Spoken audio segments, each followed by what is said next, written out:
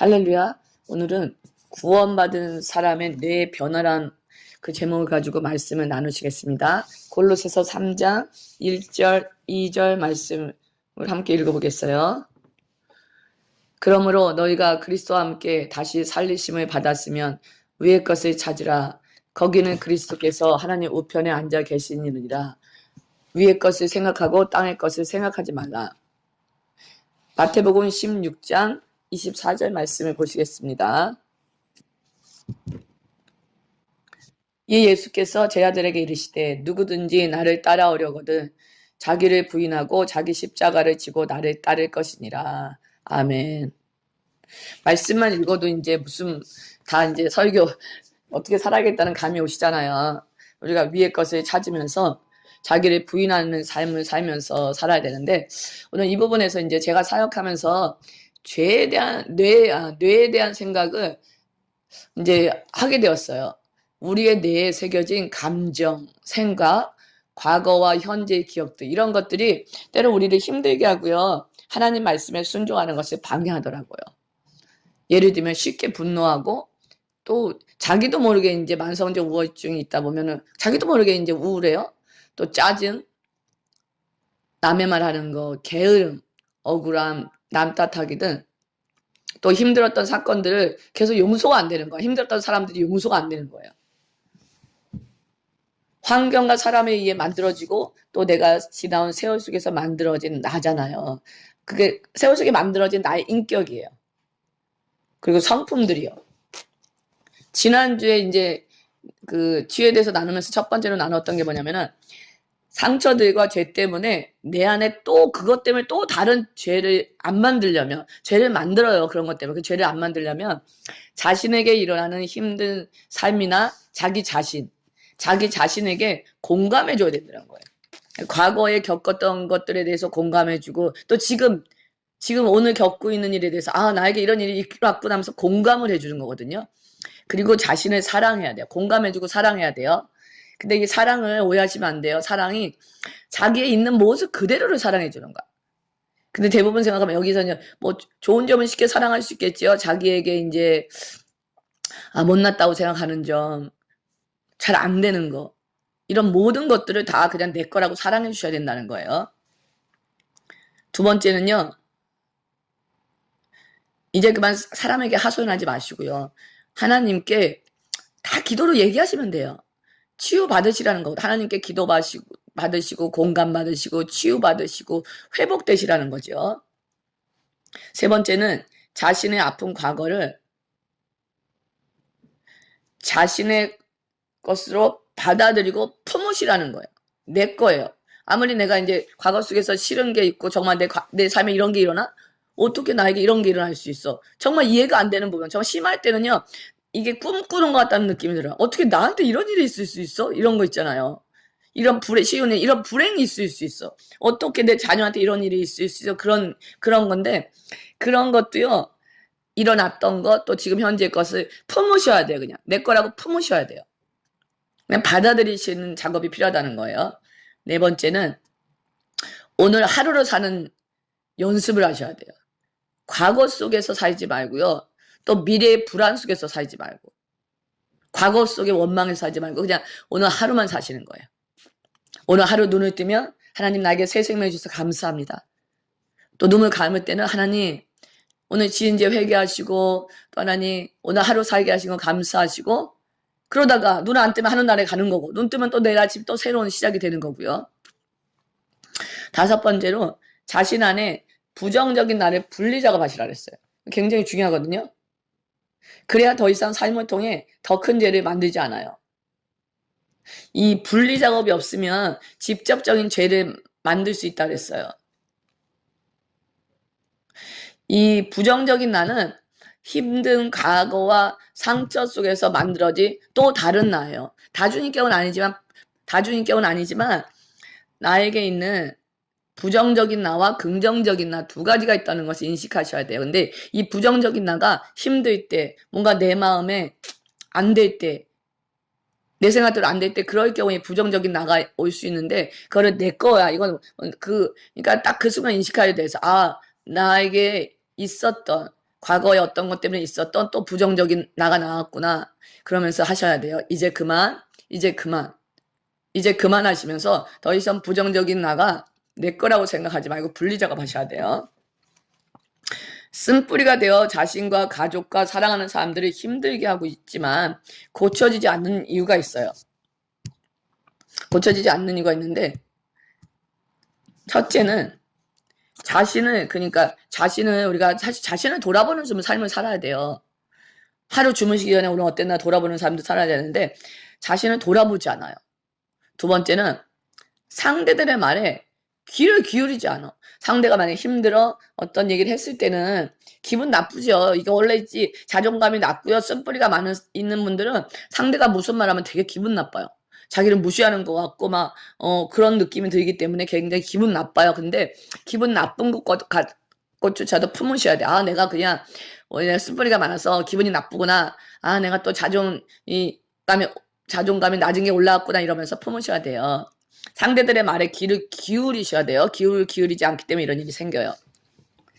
세 번째는 자신의 단점을 알면 고치려고 노력해야 되는데 안 고치기 때문에 이런 일이 생기는 거예요. 고치려고 노력해야 돼요. 나이가 많은 분들 특히 고치려고 노력해야 돼요. 또 네 번째, 힘든 경우는 자신이 잘하고 있고 아무 문제가 없다고 생각하는 분들이야. 또 자기 연민에 빠져 있어요. 모든 것이 내 문제가 아니라 상대의 문제래. 나는 너무 잘하고 있는데 다 그럴 수도 있어요. 상대들이 나를 이제 힘들게 할 수도 있는데 그 와중에서도 하나님 뜻이 무엇인가 분별하셔야 돼요. 하나님이 나에게 뭐라고 말씀하시나 분별하시는 삶을 살아야 돼요. 그리고 모든 사회의 문제라고 이제 모든 거를 다 외부로 돌려버릴 수 있어요. 또 모든 게 악한 영이 그랬어. 악한 영이 그랬다 그러면 답은 다 끝나버려. 모든 게 악한 영이니까 나는 아무런 책임이 없어. 이렇게 돼버리는 거예요. 히브리서 5장 12, 14절 한번 읽어보시겠습니다. 히브리서 5장 12, 14절입니다.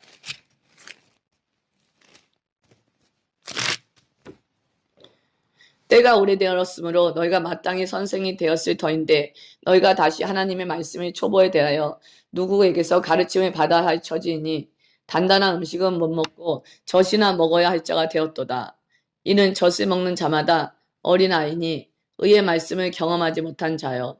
단단한 음식은 장성한 자의 것이니 그들은 지각을 사용함으로 연단을 받아 선악을 분별하는 자들이니라. 우리가 여기 말씀에서 중요한 거는 단단한 음식은요 장성한 것이라 그랬잖아요. 지각, 하나님이 주신 지적인 능력을 사용하셔서요 선악을 이제 연단을 받았으면 선악을 분별할 줄 아는 분들이 되셔야 된다는 거예요. 구원받을 때 나의 영 안에 성령님이 오시면 영이 거룩해지죠. 또 하나 중요한 거는 구원받을 때 내가 변한다는 거예요. 엄청난 진리를 깨달을 때 내가 변합니다. 우리 영의 성령님이 오시죠.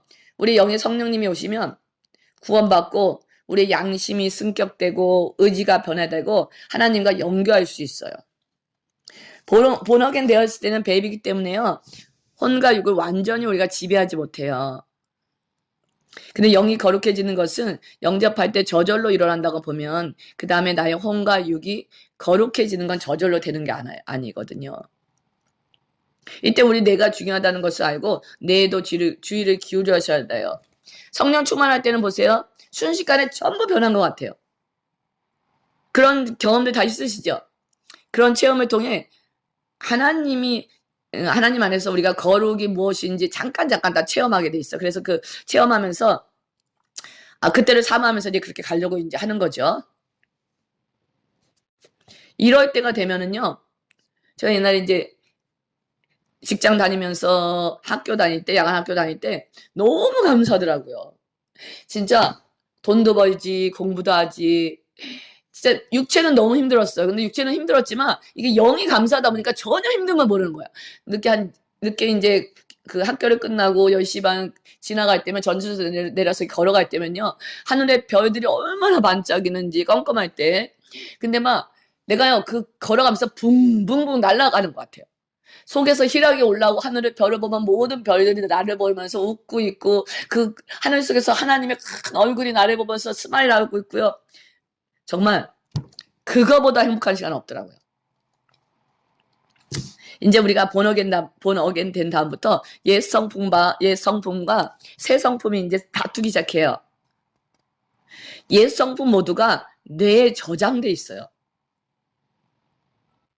뇌가 말씀으로 또는 성령님이 수술되어지지 않으면, 수술되어지지 않고 제대로 훈련받지 못하면요, 우리가 선악을 구분하고 또 이제 신앙생활 하는데 많은 어려움을 겪게 되겠죠.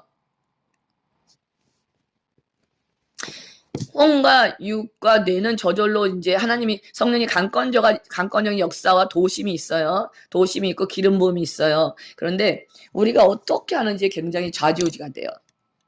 그러니까 하나님이 하실 일을 하셨으면 우리가 이제 우리의 일을 해야 된다는 거예요. 또 하나님은 여러 연단을 통해서 또 여러 방법을 통해서 우리를 훈련시키기도 하시고요.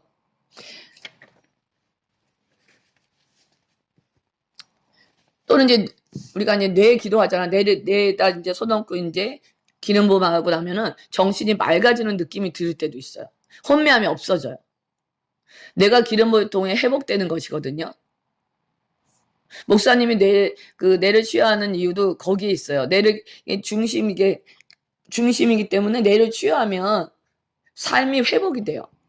또 정신이 맑아지고 그다음에 해피해지고 올바른 분별력이 생길 수 있다는 거예요. 오늘은 세 번째 치유에 나눌 건데요. 세 번째 이제 뇌에 대해서 치유를 나누려고 하는 거예요. 우리 뇌는요, 1분에 48개의 생각이 떠오른대요. 우리가 이제 느끼지 못할지라도 우리가 하루에 7만 개의 생각을 하고 있대요. 뇌세포는 뉴런과 뉴런이 연결되면서, 뇌세포를 뉴런이라고 그래요. 뉴런과 뉴런이 연결되면서 생기는 길이 생기는데 이거 시냅스라 그래요. 뇌를 연결시켜주는 시냅스가 있는데 100조 개의 시냅스가 있대요. 생각과 감정이 흘러가는 길이 새롭게 만들어지기, 우리가 이제 생각과 감정을 무엇을 하나에 따라서 새롭게 길이 만들어져요. 그러니까 똑같은 생각을 반복하게 되면은 길이 만들어진다는 거예요. 그러니까 예수님을 믿을 때 새로운 길이 생겼어요.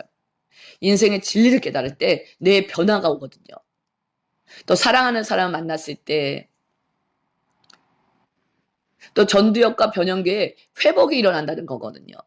거룩해진다는 것은 하나님이 인간을 창조하실 때 정상적인 상태에 가깝게 간다는 거예요. 이게 두뇌 세포 속에서도 일어나는 거예요. 우리가 이제 잠깐 우울증에 대해서 이제 우리가 한번 알아보겠는데요. 우울증도 뇌에서 일어나는 증상이고 마음에서도 이제 일어나지만 뇌에서 중심적으로 일어나요. 왜냐하면 제가 이제 우울증을 굉장히 이제 중요하게 생각하는 것도 이제 모든 정신병의 기초이고요. 우울증이 있으면 하나님 말씀을 제대로 따라 살 수가 없어요. 우울증은 지난 10년 새 전 세계적으로 환자 수가 60%가 급증했대요. 시장 규모가 연간 20조에 달하고요. 심각한 사회 문제를 지금 떠오르고 있어요. 2020년도 한국은 치료만 받은 환자가 100만이라고 그래요. 그럼 치료 안 받은 환자들은 얼마나 많겠어요? 한국 인구가 2022년에 5,163만 명이었거든요. 근데 이게 코로나 이후 더 이제 우울증 환자들이 많이 생겼다고 얘기해요. 그리고 자해 생각에 시달리는 중증 이상 의심자는요, 지금 한국 경우를 얘기합니다. 43명이 넘었다고 해요. 그래서 우리가 일단 가족 간에 있잖아요. 부부 간에 자신들이, 또 아이들 간에 자신들이 힘든 부분을 자연스럽게 얘기할 수 있는 분위기를 가정에서 만들어 주셔야 돼요. 그러니까 얘기를 할 때 너 잘했어, 못했어, 넌 이렇게 해야지. 사실 우리 부모가 그렇게 하게 되거든요. 이게 하나님 뜻이 아니야, 이거 하나님 말씀이 아니야. 이런 말을 하기 전에 얘기를 들어주면 아이들 스스로 알거든요. 그러니까 스스로 깨달을 수 있는 기회를 좀 주셔야 돼요. 어떤 정신적인 문제가 발생하지 않도록 초기에 가정에서 이게 방지하는 거 굉장히 중요하다는 거예요. 제가 설교할 때 말씀드렸지만 저는 교회 안에서도 많을 거라고 생각해요. 그리고 더 많아질 수 있어요.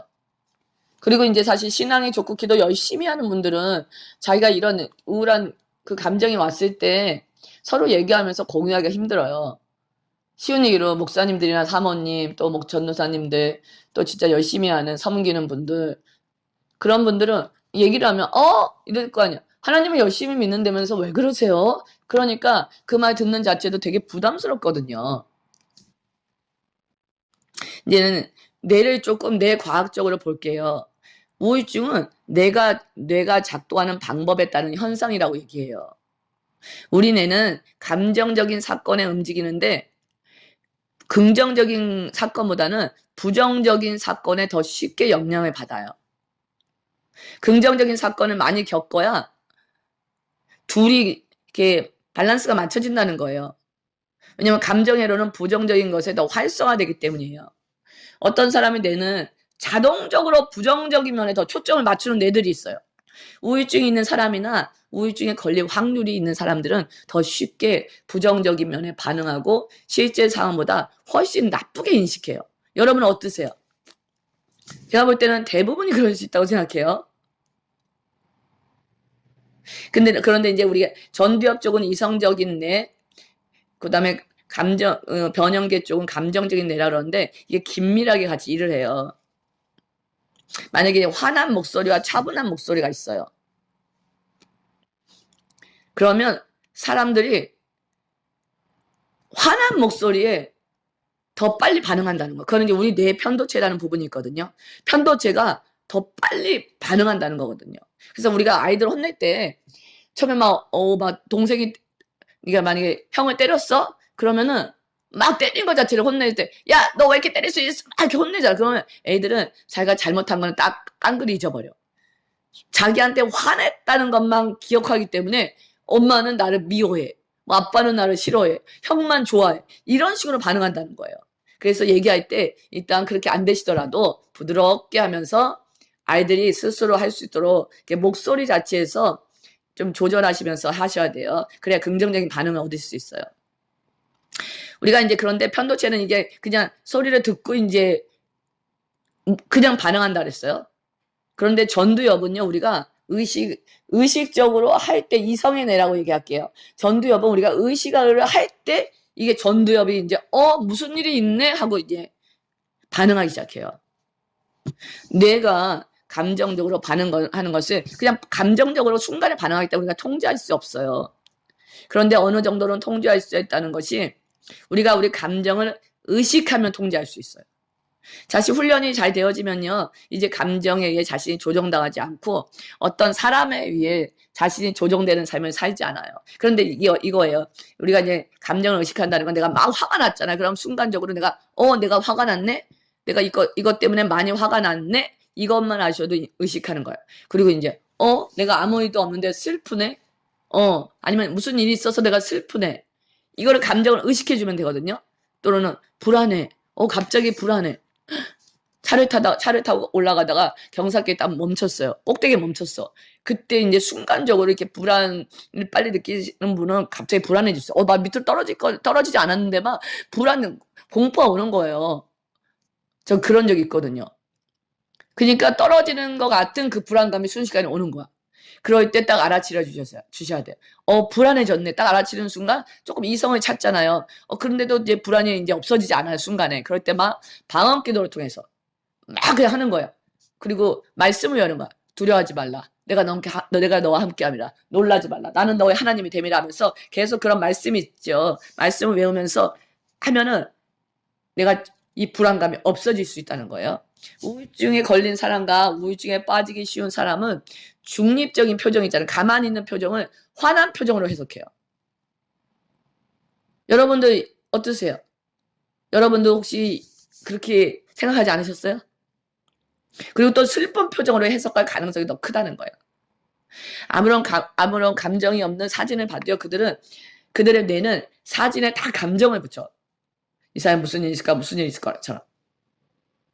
이런 점이 실생활에서 어떤 영향을 끼칠까요?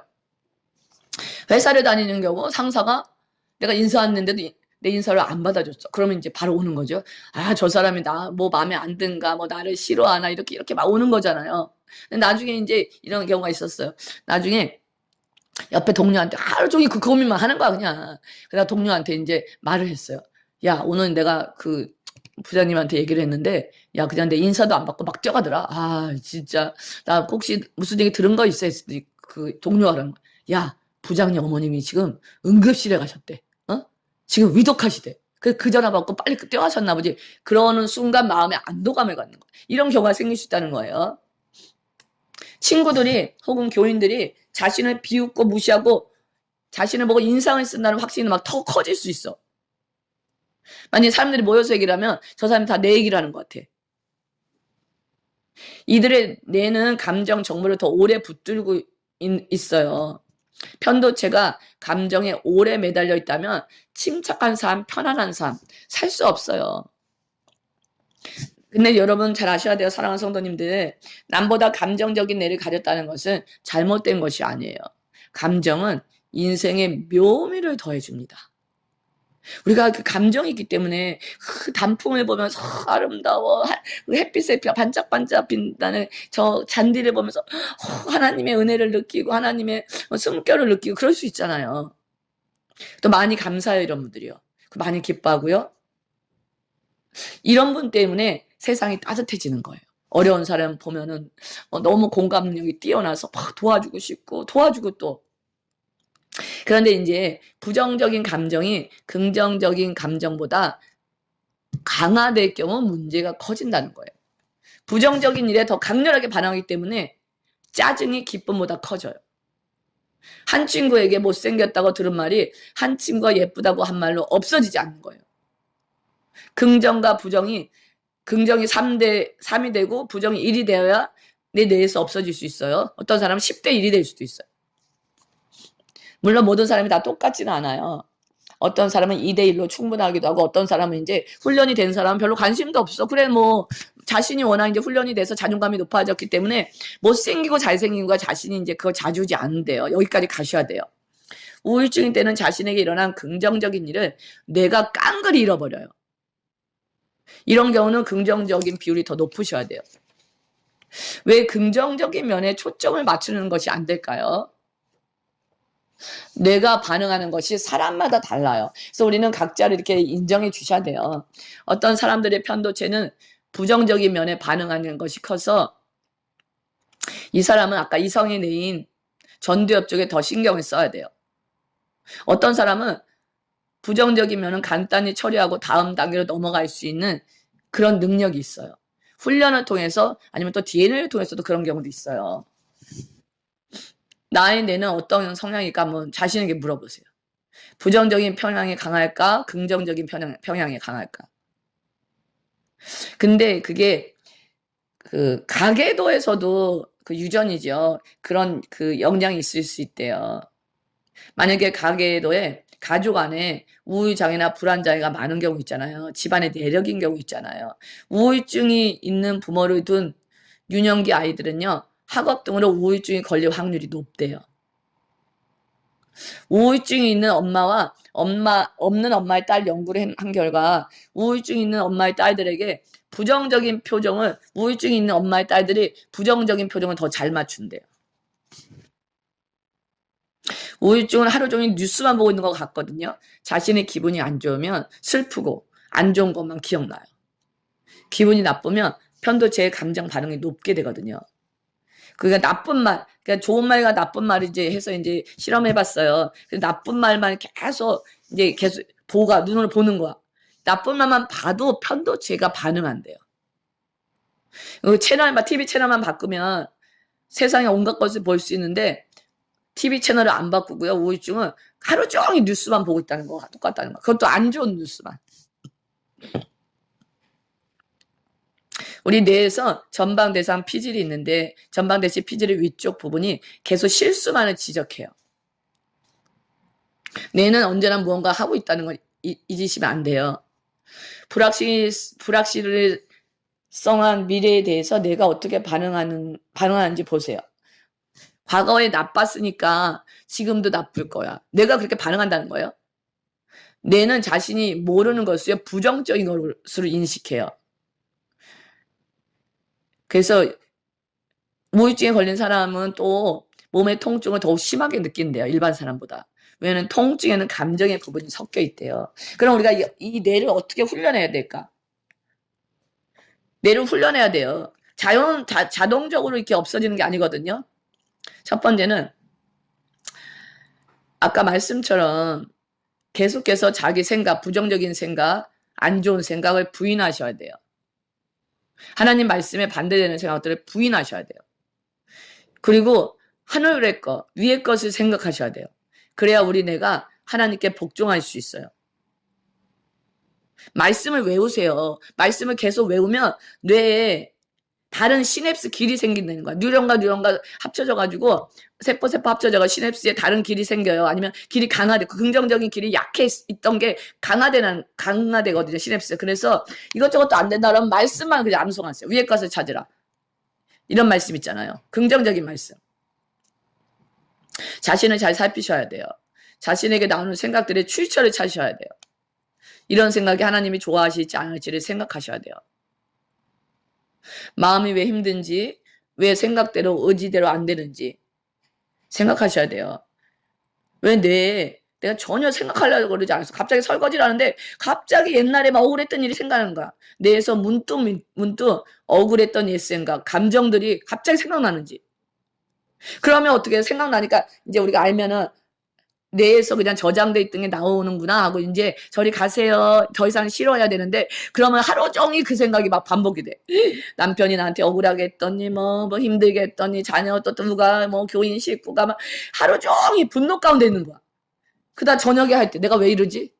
뭐야 나 하루 종일 이렇게 분노하고 억울해하고 있지?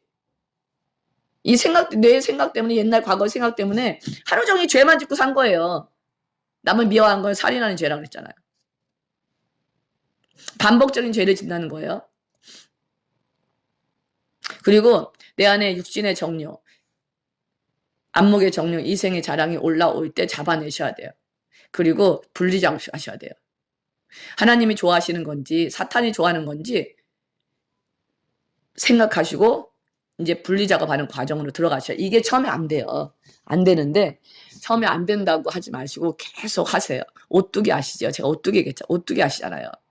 넘어져도 계속 쓰러져요. 넘어지는 거에 너무 중심을 두시면 일어나기가 힘들어. 그러니까 그냥 일어나는 거에 포커스를 맞추시고요. 그리고 너무 안 넘어지려고 하지 마세요. 안 넘어지려고 그러면 부러져. 그러니까 넘어져요. 그러니까 일어나기만 하시면 돼요. 두 번째는요. 우리 뇌에 새로운 긍정 회로를 만들어셔야 돼요. 우울한 마음도 행복한 마음도 습관이라 그랬잖아요.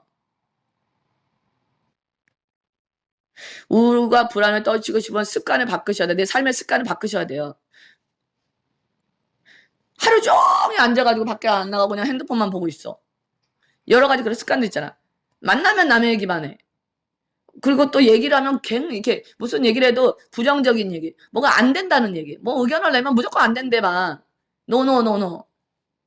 부정적인 감정. 아니 정당히 노할 때 노해야 되지만 부정적인 감정이 들면 그때마다 우울한 마음도 습관이 하고 외치면 부정적인 감정에서 빠져나오세요. 즐거움을 찾는 경험을 자주 하셔야 돼요. 우리 뇌에 새로운 긍정 회로가 생겨야 되는데 즐거움을 찾는 게 자신이 어떤 게 즐거워. 책을 읽을 때 즐거워. 음악을 들을 때 즐거워. 기도할 때 즐거워. 산책할 때 즐거워. 아주 굉장히 찾기 쉬워요. 그리고 많이 웃으세요. 그냥 억지로라도 웃으세요. 거울 보고 웃고 화장실 들어갈 때 거울 보고 아우 예쁘다 웃고 머리는 막 아침에 엉클어져 있어. 근데 화장실 보면서 어머 예쁘네. 이렇게 예쁜 게 어디서 나왔어. 칭찬해주고 얼마나 좋으세요? 그러면 그 순간 행복해져요. 제가 이렇게 말하는 순간도 저 행복해지거든요. 이렇게 말할 때 우리 뇌는 우리가 이게 행복하다고 착각을 해. 그래서 우리 뇌가 호르몬이 흐르기 시작하는 거야. 행복 호르몬이. 그중 가장 중요한 과정이 말씀을 묵상하는 거예요. 시편 23편 얼마나 은혜스러워요. 항상 기뻐하라. 빌립보서 4장 6절 얼마나 은혜스러워요. 저는 힘들고 어려울 때 시편 23편을 읽고 또 외우면서 너무 평안을 얻었어요. 이게 말씀이 주는 능력이에요. 세 번째는 위와 같은 맥락인데 부정적인 감정이 들 때 그 감정이 오래 기억되지 않게 빠르게 대처하셔야 돼요. 우리는 이제 마지막 때가 가까우고 여기저기서 전쟁에 기근에 지진에 불에 또 이제 사고에 너무 많은 안 좋은 소식들이 들려오잖아요. 그때 또 우리한테 이제 어떤 일이 생길 수도 있어요. 우리 뇌는 감정이 실린 정보를 더 강력하게 기억해요. 그리고 기쁘고 설레는 추억보다는 기분 나쁘고 아픈 기억이 더 오래 간다 그랬잖아요. 그리고 우리가 비난받거나 부정적인 감정이 습관할 때 이때 해마 있죠. 오른쪽 해마, 장기 기억을 하는 오른쪽 해마하고 편도체가 활성화돼서 그 기억을 강화하고 저장한다는 거예요. 장기 기억이 저장되는 해마 옆에는 편도체가 있거든요.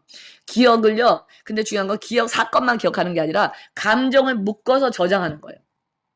그러니까 계속해서 삶 속에서 계속해서 이런 감정과 그런 걸 느낄 수 있다는 거예요. 이걸 만약에 빨리 처리 안 하면 제가 항상 말씀했을 때 교훈만 모든 일에는 우리가 이제 하나님이 주신 교훈이 있다고 믿으세요. 하나님이 우리에게 하고 싶은 말씀, 교훈 주시고 싶은 말씀만 건지시고요. 물이 흘러가듯이 시냇물이 흘러가듯이 다 흘려 보내세요. 그러면 이거를요. 우리가 그냥 내가 인식하는 거. 아, 요번에 그냥 말로 하셔도 좋아요. 아, 내가 요번에 교훈을 통해서 정말 세상에 내가 할 수 없는 일이 많구나. 그 교훈을 얻었어. 정말 내가 기도하는 삶을 살았구나. 얻었으면 그 사건을 그냥 너는 이제 가세요 하고 흘려보내는 거야. 그러니까 사건에 포커스를 맞추지 말고 받은 교훈에 포커스를 맞추면서 딱 내 저장을 하시는 거예요. 그리고 공포, 불안, 무력감을 느끼는 일을 줄이는 연습을 하셔야 돼요. 공포감, 불안감, 무력감을 느낄 때 편도체는 더 활성화돼요. 그래서 어쩔 수 없이 부정적인 감정을 느껴버렸다면 빨리 좋은 감정으로 더 많이 느끼고 무기력에서 빨리 벗어나셔야 돼요. 쉽게 무기력해지잖아요. 그래서 장기 저장한 일을 막을 수 있습니다. 이때 치우기도 하시는 거 굉장히 중요하고요. 무력감이라는 부정 감정이 느낄 때 빨리 빠져나오셔야 돼요. 저는 이런 분들에게 속사람을 강화시키는 기도를 하시라고 그래요. 그러니까 어떤 일이 생겼을 때 그냥 만약에 무력감이 오거나 어떤 불안감, 공포가 왔으면 그 자리에서 뭐 집이면 할 수 있겠죠. 근데 이제 아니면 차 안에서는 그냥 기도하셔야 되고 딱 그 자리에서 무릎 꿇으세요. 설거지 하다가 딱 내려놓고 무릎 꿇으세요, 그냥. 일하다가도 무릎 꿇으세요, 그냥. 컴퓨터 하다가 무릎 꿇으세요. 속사람을 강화시키는 기도하는 거야. 에베소 3장 16절 말씀을 이해해서요. 나의 속사람이 성령의 능력으로 강건해지쳐다. 한 10번 정도 외치고 방언 들어가세요. 방언할 때 방언도 속사람 강화하는 기도를 하신다고 하는 거거든요. 믿으세요. 그러면 저 같은 경우는 한 1분만 기도해도 딱 없어져요. 안 되면 5분, 10분, 30분 기도하세요. 그럼 속사람이 강화되면서 나의 혼에서 일어나고 이런 일들이 아무런 나에게 영향을 주지 못한다는 거예요. 그 다음 네 번째로는요. 운동을 반드시 하셔야 돼요. 운동. 부정적인 사고가 작동을 틀지 않으려면 몸을 움직이셔야 돼요. 몸을 움직이셔야 되는데 최대한 빨리 기를 쓰고 일어나셔야 돼요. 소파에 침대에서 뒹구지 마시고 일어나셔야 돼요. 의자에서 일어나셔야 돼요. 신체 활동을 높이는 일은 모두 뇌에 도움을 줘요. 모든 일이.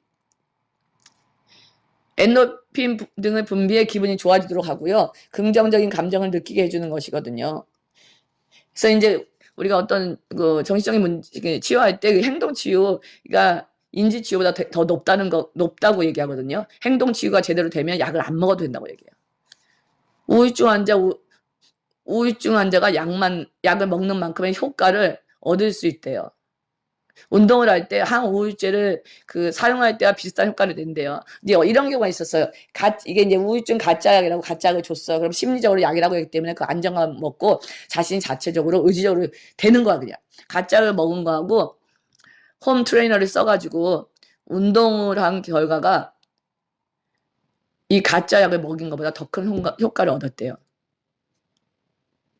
이게 베타 엔돌핀 분비를 촉진하는 거거든요. 이 베타 엔돌핀이 기분을 좋게 하거든요. 기분을 조절하는데 신경 전달 물질인 세로토닌이 생성이 촉진되는 거예요.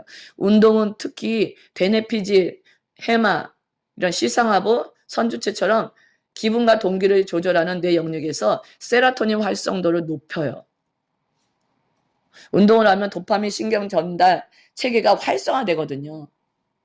어떤 운동도 좋아요. 그 강도는 옆 사람과 대화하기 약간 어려운 정도로 하셔야 돼요. 약간 숨이 찬 정도. 그래서 그냥 일주일에 5번씩 하루 30분 매일 걷는 거 굉장히 좋대요. 이제 이게 실험을 해봤는데요. 걷지 않는 사람에 비해 우울감을 그러니까 5에 걸은 사람이 전혀 걷지 않는 사람에 비해 우울감을 느낄 확률이 40% 낮고요. 자살 위험도는 70% 낮아졌대요. 낮대요. 그리고 5번째는 영적인 일을 하세요. 하나님을 믿는 우리는 말씀을 읽고 기도하고 찬양하고 서로 성도 안에 도와주고 전도하고 또 와서 설교 듣고 또 하나님의 진리를 깨달을 때 이 주님과 사랑의 교제, 기도함으로써 은밀한 교제로 들어갈 때 엄청난 평강이 와요. 엔돌핀이 돌아요. 베타 엔돌핀이 돌아요. 다이돌핀이 돌기도 하겠죠. 이 기도하는 과정에서 하나님과 정말 은밀한 과정에 들어가는 그 아가서의 그 어쩌면 기도 들어가는 그런 그런 경험을 하신 분들은요, 밖으로 나오는 걸 싫어해요. 그게 너무너무, 그러니까 골방에서 그 주님과 그냥 교제하고 사랑을 나누고 은혜 가운데 들어가는 기도가 너무너무 행복해서 밖으로 나오기가 싫은 거야. 저도 그런 체험을 해봤는데 너무너무 행복해요. 그때 내 안에 진짜 다이돌핀이 도는 느낌 있잖아요. 하나님과 교제하고 영적인 할 때, 아니면 진짜 어려운 사람을 도와주고 할 때, 이럴 때 긍정적인 뇌가 활성이 된다는 거예요. 우리가 하나님을 믿는, 우리가 이제 하나님을 믿으면서 우리는 육체를 입고 있잖아. 육체를 입고 있기 때문에 육체적인 관리도 정말 중요하다고 생각해요. 영적인 일과 육적인 일이 같이 가야 돼요. 우리가 영이 거룩해지면 다음 단계는 혼과 육이 거룩해지는 거예요. 여기에도 신경을 쓰고 뇌에도 신경 쓰셔야 된다는 거. 또 6번째는 하나님의 치유와 위로를 받으세요. 그러니까 제가 조금 이제 이해가 안 되는 부분이, 하나님은 우리의 치유자시잖아. 치유자시고요. 위로자시고. 하나님은 나의 영적인 나를 아버지시고 나를 가장 잘 아시는, 머리털까지 세시는 분이래요. 그러면 하나님 앞에 와서 누구한테, 사람은 내가 얘기하면 자기 생각이 있기 때문에 또 엉뚱한 얘기해요. 그래서 더 열받게요, 사실. 그리고 뭐 얘기해도 공감이 안 보니까 뭐 응 하는데 공감은 전혀 못하고 있어. 이런 경우도 많아요. 더 상처받을 수 있어. 그런데 그래서 하나님께 왔을 때 그냥 그냥 인사 정도의 기도가 아니라, 중보만 하는 게 아니라 자신을 진짜 있는 그대로 내드리는 연습 있잖아요. 우리가 얘기 안 해도 하나님 우리 마음 속 다 아세요. 그러니까 다 아시니까 자기가 죄 지은 거, 억울한 거, 분노난 거, 짜증난 거, 이런 자세한 얘기도 하시는 습관을 들이셔야 돼요. 그럴 때 우리가 혼에서 만약에 교회 오기 전에 뭐 가족과 아니면 누구하고 또 운전하고 오다가 마음이 상해서 왔어. 그러면 혼이 지금 단단해 있어요. 마음이 단단해 있어서 영으로 뚫고 가는 기도가 안 돼. 그러면 혼에서 가볍게 만들고 혼을 깨끗이 하고 가려면 혼에서 묶여있는 이 때들을 벗기고 나가는 게 치유 기도예요. 그럼 먼저 이런 치유를 통해서 하나님의 공감도 받고 위로도 받고, 하나님은 또 잘못한 거나 우리가 도덕이나 잘못한 거, 그 다음에 우리가 이제 한 거에 대해서 그때 자연스럽게 알게 하세요.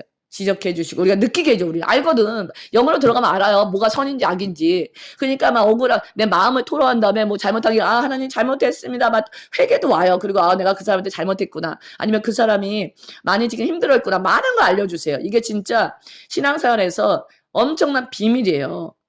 우리가 거룩해질 수 있고 가면서 성화될 수 있는 비결이 이 치유기도 안에 들어있거든요. 그러니까 치유기도를 오해하시는가, 그냥 나 억울한 것만 토해내고 막, 이게 아니에요. 치유기도 속에 다 들어있어요. 그러니까 우리가 치유기도 할 때 남편하고 싸우고 와서, 야, 너 남편 못됐다, 너 남편 뭐 잘못됐, 이런 식으로 하면 치유하지 않으세요. 너는 잘했고 남편은 못됐어, 이런 식으로 안 가신다는 거예요. 우리 상처와 함께 악한 영이 이게 만약 기도했을 때 상처와 함께 악한 영은 우리가 이제 허락했을 때 들어오는데, 상처받을 때, 그 다음에 분노, 억울한 거 있을 때 악한 영이 같이 들어와요. 거기에 들어왔던 악한 영이 치유할 때 나갑니다. 그리고 나간 곳에 기름 부음으로 채우셔야 돼요. 치유가 끝난데도 감정이 처리되는 데는 시간이 걸려요.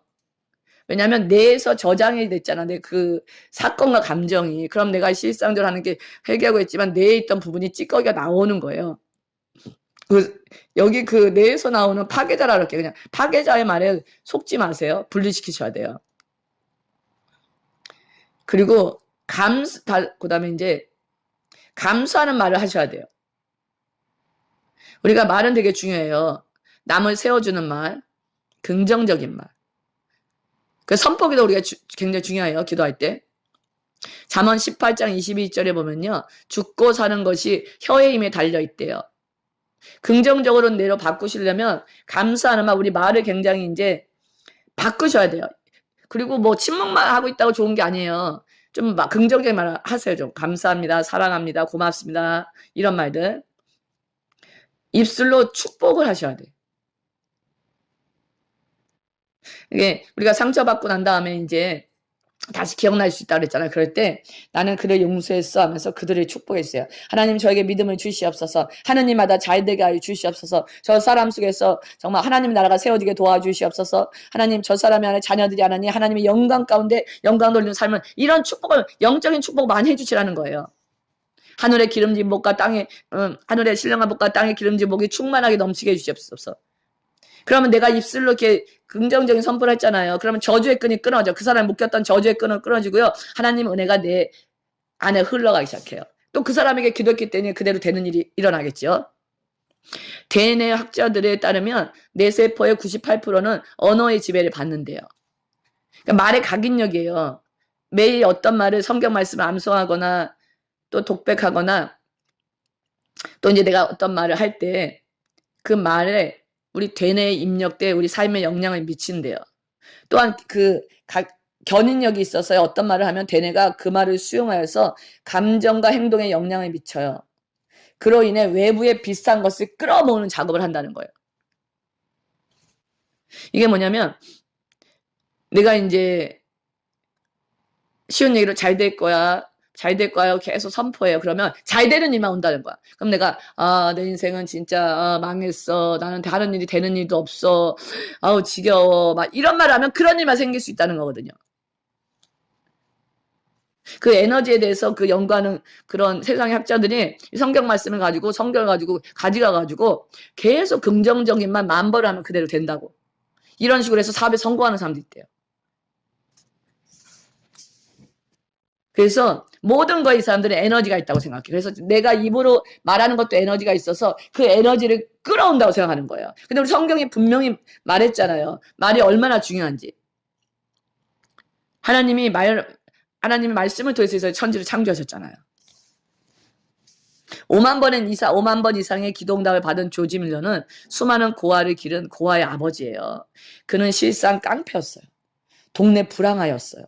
거짓말하고 술집에 가서 술 먹고 어릴 때부터 경찰서 들락날락. 그의 생활이 완전히 바뀌게 계기는요. 동네 목사님의 말 한마디 때문이었어요. 목사님께서 그에게 밀러야 나쁜 버릇은 단번에 고쳐지지 않는다. 그러나 하나님이 한 번 택한 사람은 절대 버리지 않으셔. 나쁜 버릇이 있다고 하나님은 너를 버리지 않으셔. 그러므로 낙심하지 말고 용기를 가져라. 이 말이 조지 밀러 가슴에 꽉 박혔어요. 왜냐하면 조지 밀러는 자기 자신이 자기를 버렸었어요. 버린 상태였어요. 목사님 말씀에 신념을 가지고 노력한 결과 그는 인류 역사에 남는 위대한 고아의 아버지가 되었어요. 속사람을 강화시키며 혼에 있는 뇌가 우리 속사람 영에 순종하게 돼요. 자신은 영의 혼과 육을 지배할 수 있게 될 수 있거든. 그래서 우리가 기도를 정말 열심히 하셔야 돼. 그 말씀을 열심히 씹어 드셔야 돼요. 하나님의 말씀, 자신의 뇌를 하나님 것으로 채우셔야 돼요. 여호수아 1장 8절에 그랬잖아요. 이 율법책을 내 입에서 떠나지 말게 하며 주야로 그것을 묵상하여. 근데 지금 어떠세요? 우리 지금 아이들부터 학교에서 미디어를 통해서 뉴스를 통해서 서로 오고 가는 말들을 통해서 엄청나게 세상 것들이 우리 아이들 우리 뇌 속에 들어오잖아요. 우리가 교회를 다니고 이래도. 그러니까 벌써 아는 거예요. 그래서 하나님의 말씀을 어떤 경우는 교회 한 번 잠깐 와. 성경도 안 읽어. 교회 한 번 와서 주일날 한 번 오면요. 큰 교회는 1시간 반이에요. 그리고 가버려. 그리고 일주일 내내 세상 것이 우리 뇌에 들어와요. 벌써 사단들은 아는 거예요. 그러니까 사단의 작전은 우리 뇌를 자기 걸로 그냥 다 입력시켜 버리는 거야. 그래서 우리가 이 부분에서 말씀 묵상하고 기도하고 굉장히 중요하다는 거예요. 그 뇌는 익숙한 것을 좋아해서요. 우리가 계속 하던 것을 하기를 원해요. 예수님을 믿어도 세상 것과 근심, 걱정, 돈, 우울에 눌려 있었다면 계속 그렇게 하도록 뇌는 그렇게 하는 게 편한 거야. 그러니까 그렇게 하도록 뇌는 계속 워킹돼요. 오늘부터 뇌의 중요성을 아시고요. 하나님의 말씀을 마구 집어넣으시고 이제 어떤 나왔을 때 이거는 나의 옛사람 뇌에서 나오는구나. 새 사람이 만들어진 뇌에서 이제 하나님 말씀하시는 걸 듣고 그대로 하시는 연습을 하셔야 돼요. 뇌의 구조를 지금부터 바꾸셔야 돼요. 완전히. 예배의 삶을 사세요. 또 말씀을 가르치고요. 또 말씀을 배우세요. 영적인 일을 하시라는 거예요. 어떤 일이든지. 또 남을 도와주고 홈리스 도와주고 다 모든 일이든지요. 그리고 시간이 남아서 그래도 안 된다. 어떤 안 되는 부분이 있다. 그러면 몸을 쓰세요. 가서 일을 하세요. 일. 돈을 버세요. 그러면서 나머지 시간에 악한 영이 장난하지 못하도록 뇌를 가지고 봉사도 하시고 일을 하시면 돼요. 오늘 제가 굉장히 중요한 부분을 얘기하신 거예요. 여러분 뇌에 대해서 이제 신경 쓰시고요. 이게 옛사람 속에서 온 뇌인가 아니면 예수님을 믿고 살아도 이게 어디로부터 들어온 뇌인가를 아시고 하나님 말씀에 아닌 거 부정적인 거는 이제 분리하셔서 새로운 시냅스의 길을 만드시기 예수님의 이름으로 축원합니다.